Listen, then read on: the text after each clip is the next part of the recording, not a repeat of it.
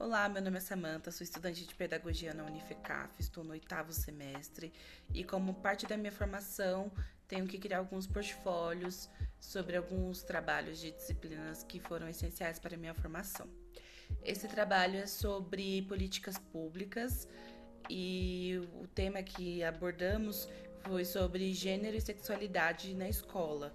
Então a gente trouxe também alguns temas, tudo que inclui a diversidade. Nosso trabalho foi baseado no caderno CECAD 4, que ele foi desenvolvido pelo Ministério da Educação, foi a nossa base para todas as nossas pesquisas. E aí a história começou em 1969, dia 28 de junho, lá nos Estados Unidos, em Stonewall, onde gays, travestis, lésbicas enfrentaram a força policial para poder ser quem eles eram de fato. Um ano depois, aconteceu, né, a primeira passeata do orgulho gay e ainda assim teve muitas questões sobre a sexualidade, e aí chegou a questão da doença, né? Quem vê cara não vê AIDS, eram merchants que eram vistos, né? O Ministério da Saúde definiu sobre câncer gay, a peste gay é uma epidemia, ser gay era doença, né? E aí, em seguida, a gente já começa a falar sobre alguns artistas, né, que eram gays e que teve a doença, né, o HIV e adquiriu a AIDS. Freddie Mercury foi um deles, né, ele morreu super jovem, aos 45 anos, em decorrência da AIDS. E o Cazuza também, ele morreu dia 7 de julho, ele morreu aos 32 anos, né, é um famoso cantor nosso de grande nome para nossa cultura. Aqui no Brasil a gente fala sobre Ferros Bar. Foi um bar onde deu um apoio, mas assim, desde que entrasse dinheiro. Então o dono, enquanto estava entrando dinheiro, não via problema de receber essas pessoas gays, lésbicas. E aí teve um momento que houve um impasse, porque ele descobriu que estava acontecendo um jornalzinho.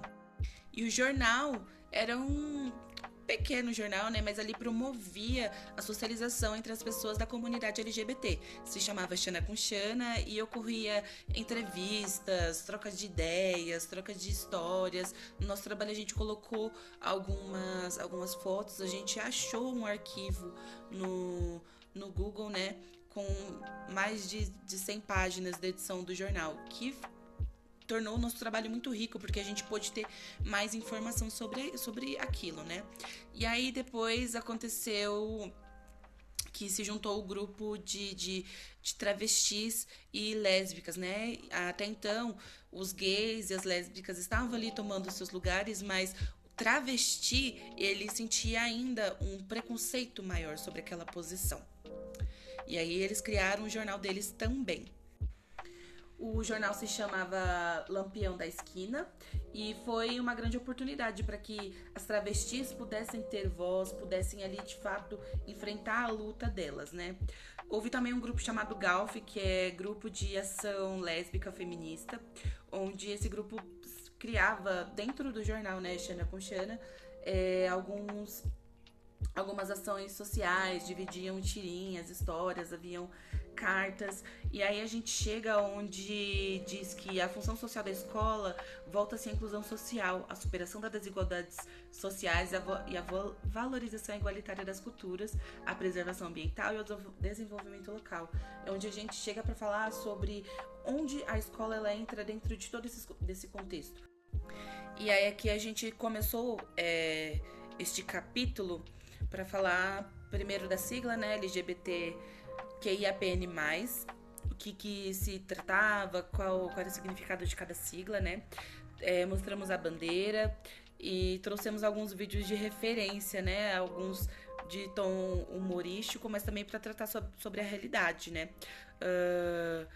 Houve uma grande mudança significativa que não se fala mais homossexualismo, né? Porque o homossexualismo ele dá uma conotação negativa da diversidade, né? É homossexualidade, bissexualidade, lesbianidade. Então, não existe o homossexualismo.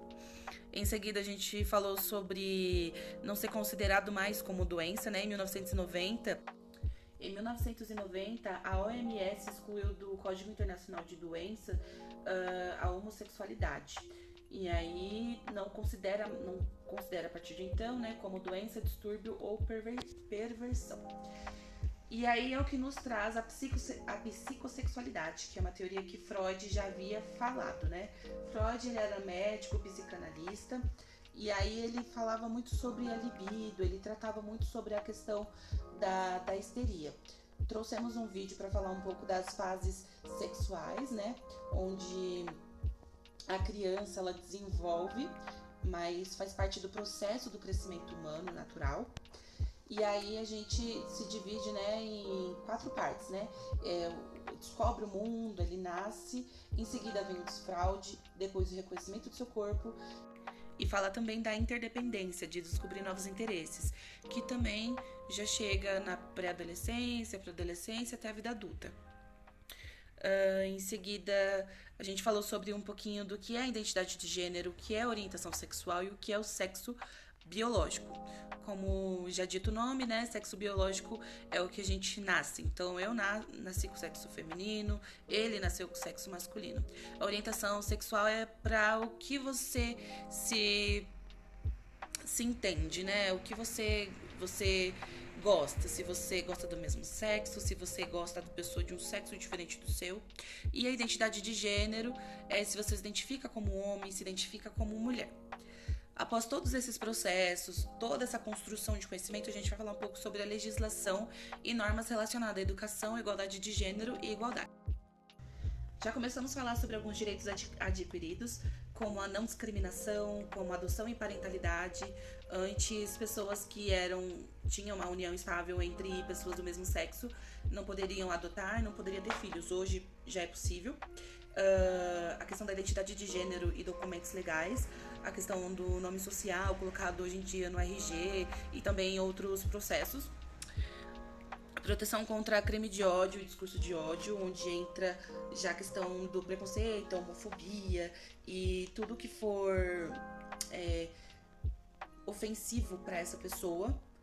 Acesso à saúde, que antes também não tinha, e educação e conscientização. São algumas coisas básicas que eles conseguiram e que deveria, né, ser incluso a todos. Nesse momento, eu gostaria de destacar que a inclusão, ela não é apenas para pessoas com deficiência, é para todas as pessoas. A LDB, a Lei de 9394/96, ela assegura, né, que as pessoas têm direito à escola, sejam elas estrangeiras ou residentes no país, sem discriminar negativamente singularidades ou características específicas do indivíduo ou de grupos humanos. Ou seja, tem direito à escola, mas eu gostaria de trazer que tem direito ao respeito, à humanidade, pois todos somos humanos. E é importante relembrar isso para que as pessoas não se esqueçam, porque é algo que ainda temos enfrentado, né? Homofobia, outras questões também sobre abuso, feminicídio, entre outros crimes.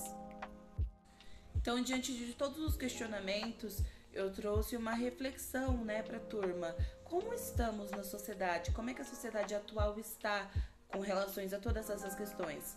Claro que a homofobia não acabou, nem os preconceitos, mas temos pessoas hoje na política, como Erika Hilton, tem sido uma grande líder, né, em trazer dar voz às mulheres, à comunidade negra, porque ela também traz muito tema do racismo, e também a comunidade LGBT.